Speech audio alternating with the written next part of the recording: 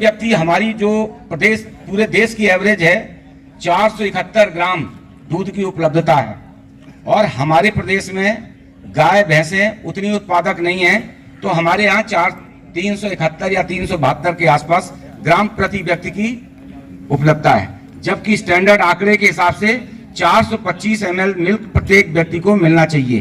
तो 50 ml milk प्रति व्यक्ति हमारी डेफिशिएंसी है। डेफिशिएंसी दूर करने के लिए पशुपालन विभाग जो दूध उत्पादकता जो हमारे पशु हैं, एक तो जो डिजायर्ड नस्लें हैं वो नस्लों का अभाव है। नस्लें जिस तरह की होनी चाहिए जो उत्पादक है वो हमें नस्लें डेवलप करना है और इसको प्रोत्साहन करना है, संवर्धन करना है। हमारा क्योंकि 70% जो पशुपालन में योगदान है वो खान पान पे आता है। जितना भी व्यय है तो हम लोग व्यय तो करते हैं, पर संतुलित मात्रा में पशु आहार कैसा मिलना चाहिए इसका हमको वैज्ञानिक उतना ज्ञान नहीं है जितना होना चाहिए। अगर संतुलित मात्रा में पशु आहार हमको दें तो उत्पादकता बढ़ सकती है। पहला नस्ल का चयन, दूसरा उत्पादकता बढ़ाने के लिए 70% चूंकि खान पान पे व्यय है उस पर, और तीसरा जो छोटी मोटी बीमारियां होती हैं, अब सरकार ने समय समय पर आपने देखा होगा कृत्रिम गर्भाधान का कार्यक्रम, बीमारी से बचाव के लिए टीकाकरण का कार्यक्रम, पेट के कीड़े की दवा उपलब्ध कराई जा रही है, और जो चिकित्सा सुविधाएं जो हम लोगों के हैं, ये सब 3 चीजें ऐसी हैं जिनको हम अगर सही तरीके से कर लें तो उपलब्धता बढ़ सकती है। मैं कुछ योजनाएं आ रही हैं उनके बारे में बता रहा हूं, उसके बाद जो पशुओं में जो समस्याएं हैं उसके बारे में बताऊं। इस समय नंद बाबा दुग्ध मिशन की 3 योजनाएं हैं।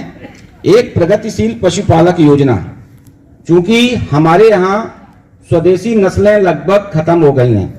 हमारी जो स्वदेशी नस्लें थी हरियाणा, साहिवाल, गिर, थारपारकर, जो अपने यहाँ की स्वदेशी, अब इसके चक्कर में हमने विदेशी नस्लों को अपना लिया है।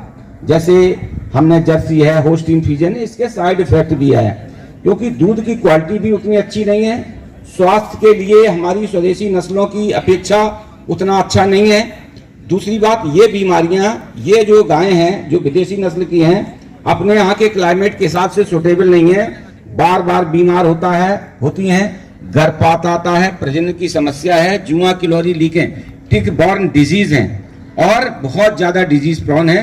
तो कहने में तो ये लगता है कि गाय 20 लीटर दूध दे रही है, लेकिन आगे चल के ये संभावना है कि वो 6 बार गर्भित हो और फिर भी ना रुके बच्चा पेट में। ये स्वदेशी गायों में नहीं समस्या है। छोटी छोटी बीमारियां आपने देखा होगा विदेशी नस्लों में, थनैला की समस्या, बांझपन की समस्या और कुपोषण की समस्या। जो हमारे देश की नस्लें हैं वो रूखा सूखा खाने के बाद भी सरवाइव करती हैं और अच्छा दूध देती हैं, और जो विदेशी नस्लें हैं अच्छा खाने के बाद भी आप हरा चारा भी देंगे, संतुलित मात्रा में पशु आहार देंगे, फिर भी बीमारियों से।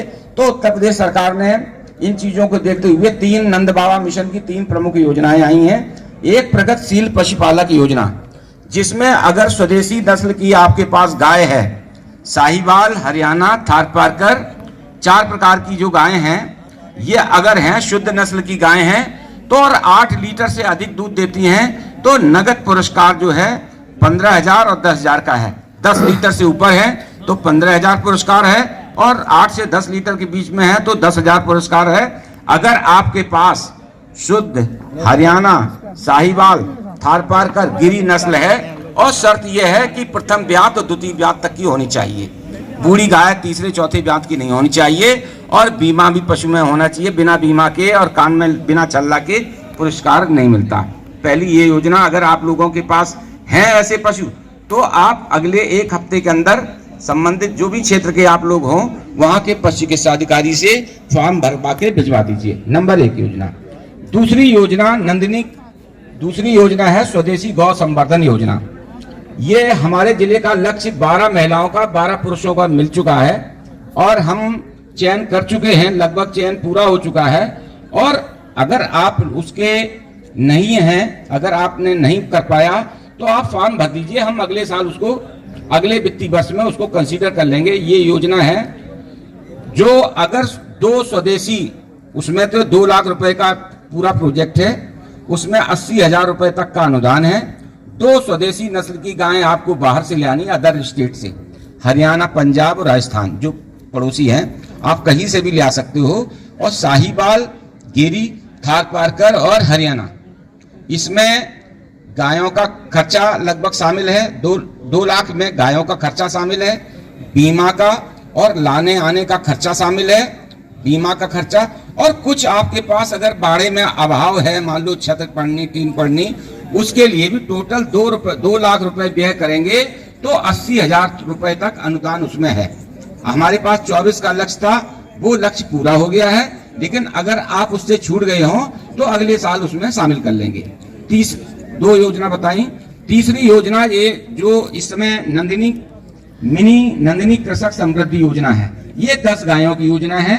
टोटल प्रोजेक्ट 23,60,000 का है, उसमें 50% अनुदान है, 11,80,000 रुपए अनुदान है। और पूरे प्रोजेक्ट में 35% आपको बैंक का हिस्सा है, बैंक से फाइनेंस कराना पड़ेगा। और 15% आपका व्यय है, आपको अपना 23,60,000 में से 50% 11,80,000 रुपए का अनुदान है। उसमें से जो 23,60,000 में से 15% आपका व्यय है, 35% बैंक का फाइनेंस है। 10 गाय बाहर से स्वदेशी गाय, 3 नस्ल की गाय, उसमें हरियाणा शामिल नहीं है, साहिवाल है, थारपारकर है और गिरी है।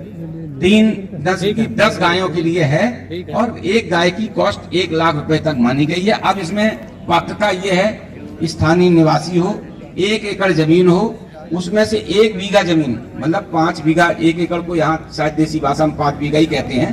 तो 1 एकड़ जमीन आपके पास हो, आपके पास हो, आपके परिवार के पास हो। परिवार मतलब पूरी डेफिनेशन है। अगर आपके परिवार के पास नहीं है 1 एकड़ जमीन, तो 7 वर्ष का लीज एग्रीमेंट आप जिससे भी करें वो करवा सकते हैं। लेकिन बेसिक इंफ्रास्ट्रक्चर लीज एग्रीमेंट से थर्ड आदमी नहीं करेगा, तो 1 बीघा या 10 गायों को रखने के लिए शेड आपका अपना हो। इसमें 1-2 छोटी छोटी शर्तें और हैं, स्थानीय निवासी हो, आधार कार्ड हो, 3 वर्ष तक पशुपालने का अनुभव हो। ये छोटी छोटी बातें हैं इसमें ऐसी। और ये योजना अभी मतलब फार्म हम आपको 10 प्राप्त हो चुके हैं जिले में, उसका चयन की अंतिम श्रेणी में है। तो ये अब फार्म नहीं भर सकते क्योंकि 30 नवंबर इसकी लास्ट डेट हो चुकी है। अगले वर्ष के लिए इस योजना का लाभ उठा सकते हैं।